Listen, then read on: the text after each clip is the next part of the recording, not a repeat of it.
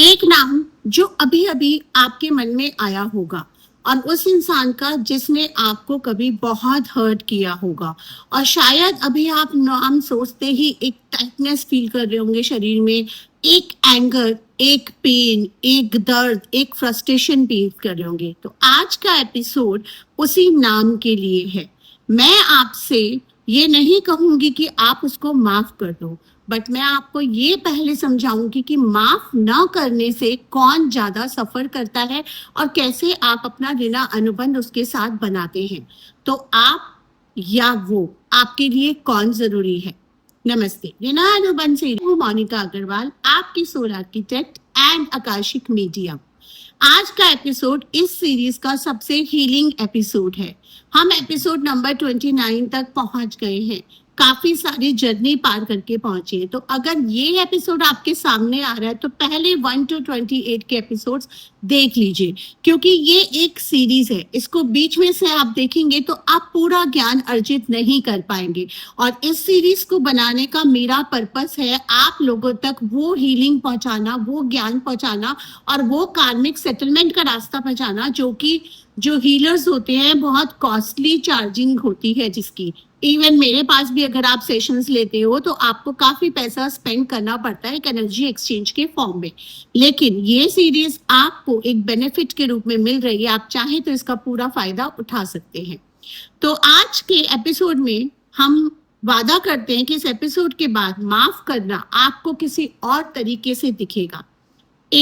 आज हम एपिसोड में क्या क्या जानेंगे? माफ ना करने का कार्मिक कॉस्ट क्या होता है। दूसरा, फॉरगिवनेस के 7 लेवल्स क्या होते हैं। तीसरा, सबसे कठिन माफी जो खुद को माफ करना है। चौथा, होपोनोपो प्रेयर्स, वो 4 शब्द जो कार्मिक डेप्थ को क्लियर करते हैं। आज का अभ्यास जो सबसे कठिन माफी है उसको हम कब शुरू करेंगे? चलिए तो बिना देर करे शुरू करते हैं। सबसे पहले जानते हैं कंसेप्ट। माफ ना करने का जो सच है वो क्या है। जब आप किसी को माफ नहीं करते हैं तो क्या होता है? इफेक्ट 1, आप उस इंसान के बारे में रेंट फ्री अपने माइंड में रहने देते हैं, यानी कि आप उसके बारे में सोचने लगते हैं, यानी कि आप उसको बिना किराए के अपने दिमाग में रहने देते हैं। किसी को अपने घर में भी आप बिना किराए के नहीं रहने देंगे ना, वो इंसान जो आपके लिए मायने नहीं रखता, जो आपको हर्ट करता है, और आपने तो अपने दिमाग में उसको जगह दे दी है, वो भी बिना किसी किराए के। वो शायद आपकी जिंदगी में परफेक्टली फाइन है, पर आप हर रोज उस गुस्से, उस एंगर, उस पेन को कैरी कर रहे हैं।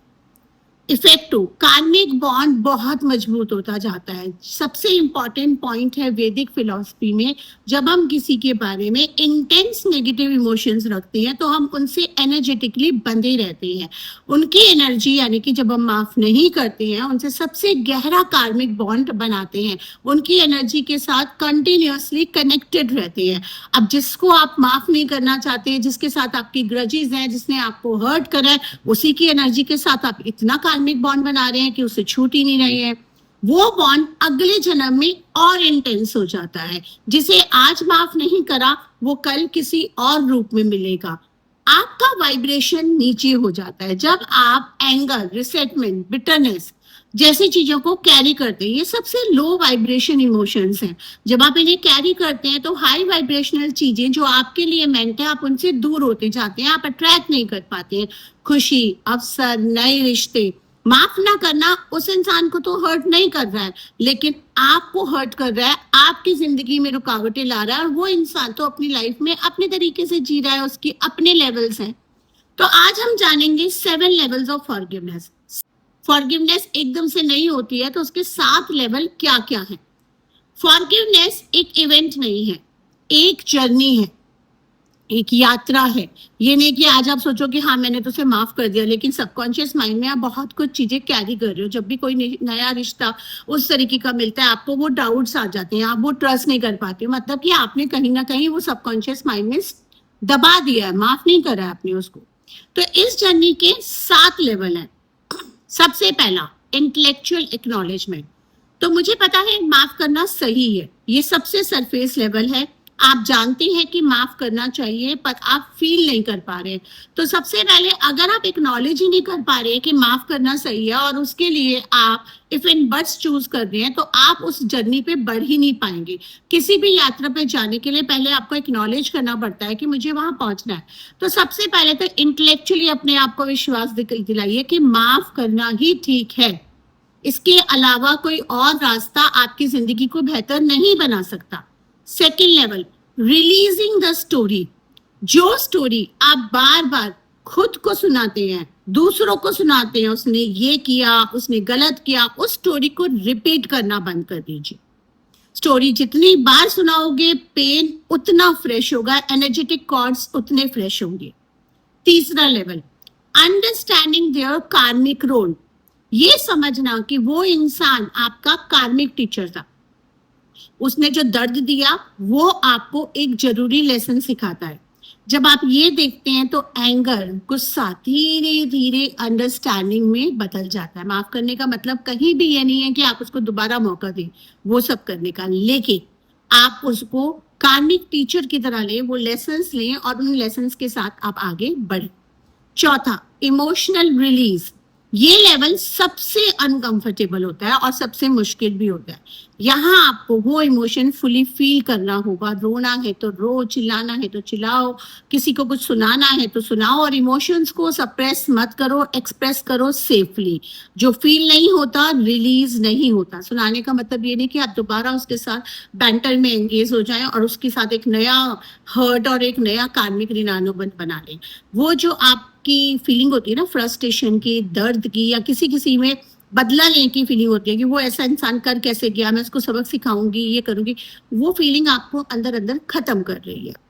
Level 5, wishing them well. बहुत ही इम्पॉसिबल लगता है ये लेवल बहुत लोगों को। भाई जिसने मुझे दर्द दिया, जिसने मेरे साथ बुरा करा, मैं उनके साथ उनको कैसे विश वेल कर सकती हूँ? पर ये आपके लिए नहीं था, ये मतलब सॉरी, ये उनके लिए नहीं था, ये आपके लिए। जब आप मन में कहते हैं वो जहां भी हो ठीक हो, तो आप उस ऋणानुबंध की चेन को काट रहे होते। आप अपने को भी और उसको भी उस ऋणा अनुबंध से मुक्त कर रहे होते हैं। अब कुछ लोग कहेंगे किसी ने मुझे हर्ट करा है तो मैं ऋणा अनुबंध से क्यों मुक्त करूं? आने दो उसे अगले जन्म में, या इसी जन्म में उसको चुकता करने दो। लेकिन आप ये नहीं समझ रहे ना, उसके साथ आपकी जिंदगी भी बंध रही है। आप मुक्ति की तरफ नहीं जा पाएंगे, आप उस चेन में बंधे रहेंगे। Level 6, self forgiveness. सबसे इंपॉर्टेंट, सबसे अवॉइड किया जाने वाला लेवल, खुद को माफ करना।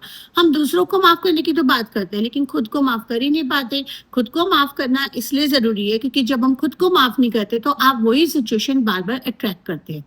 अब आता है 7वां लेवल। जब आप इन 6 लेवल से निकल जाते हैं, पूरी तरह से अचीव कर लेते हैं, तब आप ग्रैटिट्यूड को एक्सप्रेस करते हैं। ये फाइनल लेवल है जहां आप अपने एक्सपीरियंस के लिए ग्रेटफुल हो जाते हैं।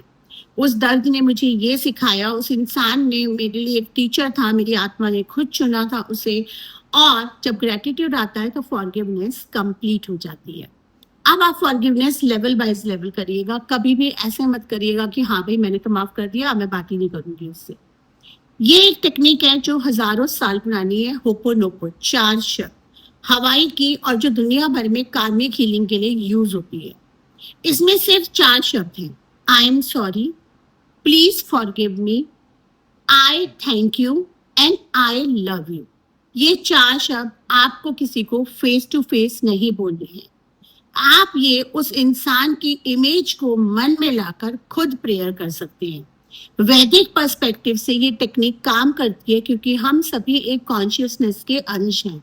जब आप मन में कहते हो तो वो एनर्जी उस आत्मा तक पहुंचती है, और जब दोनों तरफ से एनर्जी रिलीज होती है तो कार्मिक बॉन्ड हील होने लगता है। और अब सबसे कठिन माफी, खुद को माफ करना। हम उन गलतियों के बारे में बात करते हैं जो आपने कभी भूली नहीं, जो रात को आपको रुलाती है, परेशान करती है। बट वैदिक फिलॉसफी में क्या कहा गया है? आत्मा अजर अमर है, उसे कोई दोष नहीं लगता। आप जो हैं वो एक आत्मा है जिसने एक शरीर कैरी करा है, मगर आप प्योर हैं। जो गलतियां हुई वो उस मोमेंट में हुई, आपकी अवेयरनेस का लेवल था। जो आप जानते थे उस हिसाब से किया, जो आप ज्यादा जानते थे वो बेटर करो, और जो गिल्ट कैरी कर रहे हैं उसको हीलिंग करो, उसको वो हील नहीं होता अगर आप गिल्ट कैरी करते रहेंगे। तो सबसे ज्यादा आज का अभ्यास हम जानते हैं। अब हम इसे, आपने होपोनोपो प्रेयर देख ली, अब हम फॉरगिवनेस रिचुअल समझते हैं। आप एक शांत जगह बैठ जाइए, थोड़ा सांसों पे ध्यान लगाइए, एक दीपक या एक कैंडल जलाइए। पहला चरण, आप उस इंसान का नाम लिखिए, बकायदा लिखिए जिसे माफ करना आपके लिए सबसे ज्यादा कठिन है, बड़ा बड़ा लिखिए पेपर पे। फिर उसकी इमेज मन में लाएं और 4 शब्द कहें, I am sorry, I forgive you, please forgive me, thank you and I love you. 3 बार बोलिए, I am sorry, please forgive me, thank you, I love you. I am sorry, please forgive me, thank you, I love you. बेशक गलती उसने करी, आपने करी, does not matter. आपको ये prayer repeat करनी है, दिल से रिपीट करनी है। अब खुद को देखें और वही 4 वर्ड खुद को बोलें, I am sorry, I forgive you, thank you and love you. अपने आप को बोलना है। लिखित, मैं इस ऋण अनुबंध को प्रेम के साथ रिलीज करती हूँ। ये रिचुअल एक बार में कंप्लीट नहीं होगा कि आपने एक दिन कर लिया, ये 21 डेज तक आपको रेगुलर करना है बिना किसी नागा के।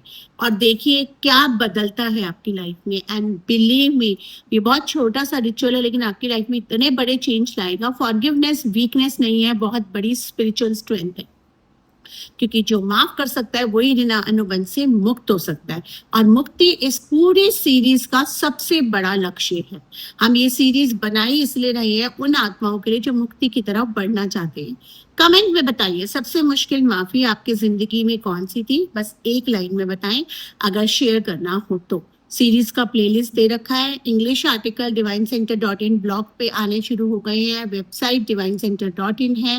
और अगला एपिसोड होगा पूरे मंथ का, यानी कि मंथ नहीं सॉरी पूरे 2 महीने में जो भी हमने 30 एपिसोड्स करे हैं उसमें हमने क्या सीखा, और व्यूअर्स के क्वेश्चन एंड आंसर जो सबसे ज्यादा मुझसे पूछे गए हैं सवाल पर्सनल में DM में, मैं उनके जवाब दूंगी। तब तक के लिए नमस्ते और मिलते हैं आपसे नेक्स्ट एपिसोड।